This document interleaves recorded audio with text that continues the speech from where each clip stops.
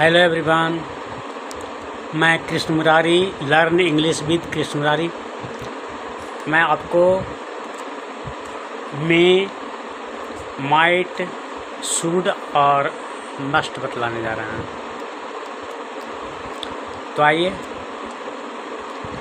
Should, may, might और must का प्रयोग कहाँ और कैसे किस प्रकार से होता है, कहाँ इसका यूज किया जाता है। जैसे जब हम किसी से परमिशन लेते हैं तो बोलते हैं क्या मैं जा सकता हूँ, तो मे आई गो। आपकी लंबी आयु हो, किसी को आशीर्वाद देते हैं आपकी लंबी आयु हो, तो भी हम मे का प्रयोग करते हैं। बोलते हैं मे यू लिव लॉन्ग, आप दीर्घायु हो, या आपकी लंबी आयु हो, या आप दीर्घायु हो, बोलते हैं मे यू लिव लॉन्ग।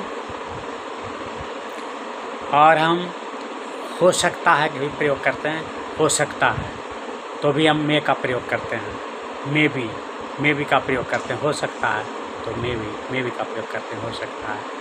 तो हो सकता है यह सच हो सकता है यह सच हो, तो हो सकता है यह सच हो जब हम बोलते हैं तो मे का प्रयोग करते हैं। It may be true, it may be true, हो सकता है सच हो, it may be true, it may be true, हो सकता है सच हो। तो मे बी का यहाँ प्रयोग किया, मे बी। शायद उसने सच कहा हो, यदि बोल रहे हैं कि शायद उसने सच कहा हो, शायद उसने सच कहा हो, तो हम जब शायद का प्रयोग करते हैं कि शायद उसने सच कहा हो, तो इसमें हम माइट का प्रयोग करेंगे।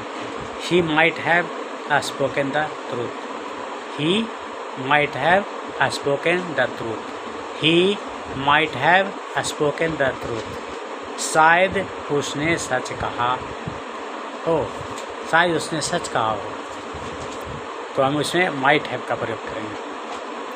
He might have spoken the truth, he might have spoken the truth, हो सकता है सच कहा हो, शायद उसने सच कहा हो। He might have spoken the truth, he might have the spoken the truth, he might have spoken the truth, he might have spoken the truth, he might have spoken the truth, he might have spoken the truth, हो सकता है उसने सच कहा हो सकता है उसने सच कहा हो। he might have spoken the truth।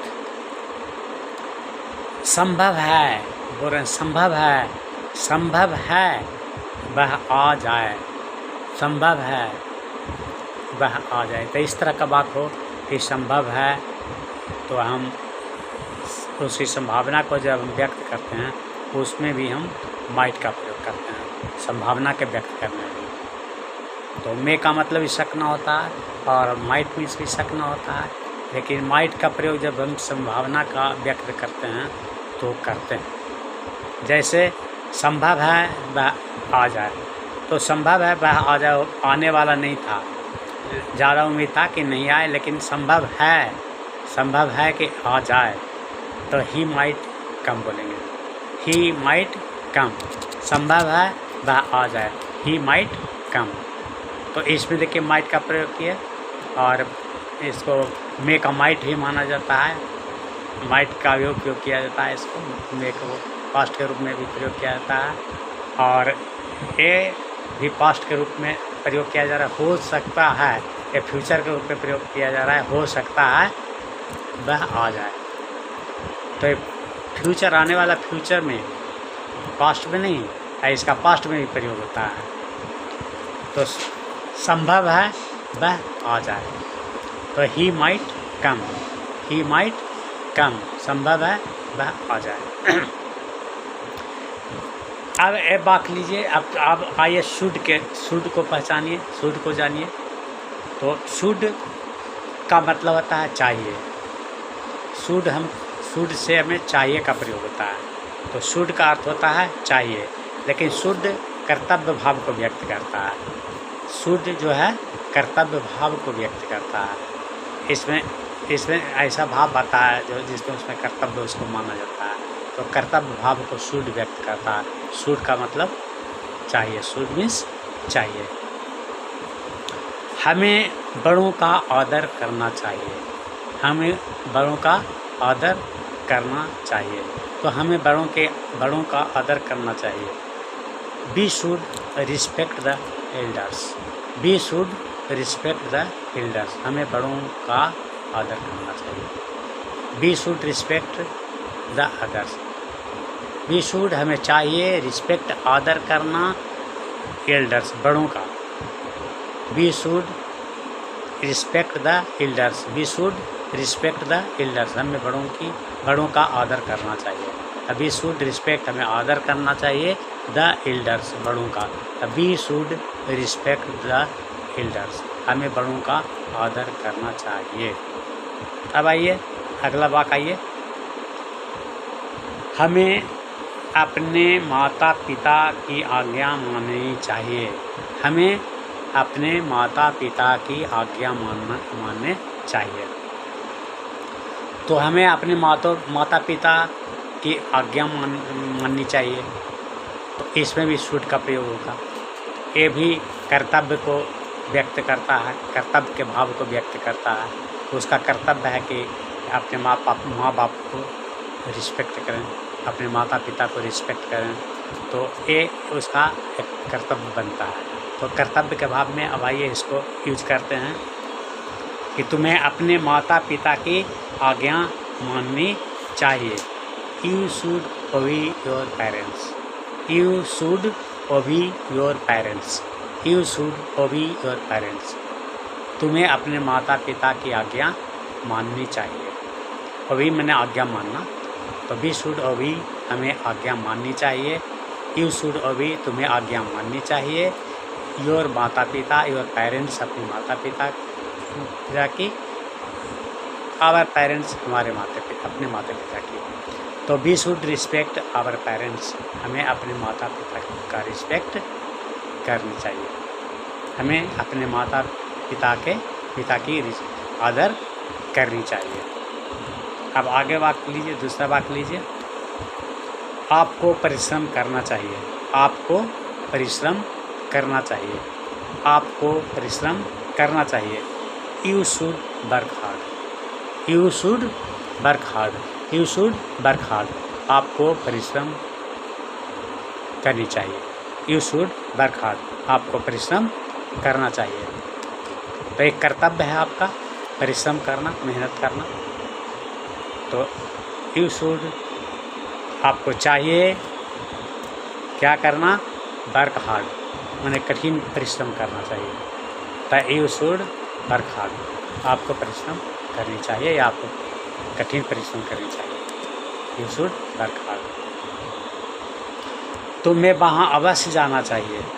अब इस वाक्य को लीजिए, तुम्हें वहाँ अवश्य जाना चाहिए।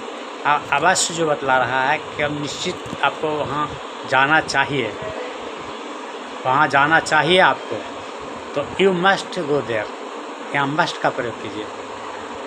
चाहिए का जहाँ जरूरी बतला रहा हो वहाँ शुड के जगह पर मस्ट का प्रयोग है। You must go there. Should के जगह पर मस्ट का प्रयोग कीजिए। You must go there. आपको वहाँ जाना चाहिए। You should must go there. You should must go there. आपको वहाँ जाना चाहिए। अब आइए अगला वाक्य लीजिए। हमें अपना पाठ अवश्य करना चाहिए। हमें अपना पाठ अवश्य करना चाहिए। तो हमें अपना पाठ अवश्य करना चाहिए। We must learn our lesson. हमें अपना पाठ जरूर अवश्य करना चाहिए, जरूर सीखना चाहिए। हमें अपना पाठ अवश्य याद करना चाहिए। हमें अपना पाठ अपना लेसन अवश्य याद करना चाहिए। We must learn our lesson. We must learn our lesson. We must learn our lesson. We must learn our lesson. हमें अपना पाठ जरूर याद करना चाहिए। तो इस तरह से मस्ट, माइट, मे का प्रयोग और शुड का प्रयोग होता है। तो आप समझिए, आप जानिए कि शुड का प्रयोग हम करते हैं कर्तव्य में। जब कर्तव्य को बताता है तो हम शुड का प्रयोग करते हैं। और मस्ट आवश्यकता को बतलाता है, तो जब हम मस्ट का प्रयोग करते हैं तो आवश्यकता के भाव को प्रकट करता है। तो आवश्यकता के भाव को प्रकट करने के लिए मस्ट बोलेंगे, और कर्तव्य के भाव को प्रकट करने के लिए हम शुड बोलेंगे। तो शुड और मस्ट में यही अंतर होता है। हम दोनों का उपयोग चाहिए के रूप में करते हैं, लेकिन अंतर में यही होता है कि हम शुड को कर्तव्य के रूप में प्रकट करते हैं और मस्ट को आवश्यकता के रूप में प्रकट करते हैं। Thank you very much. अब नेक्स्ट वीडियो छोटा बनाएंगे।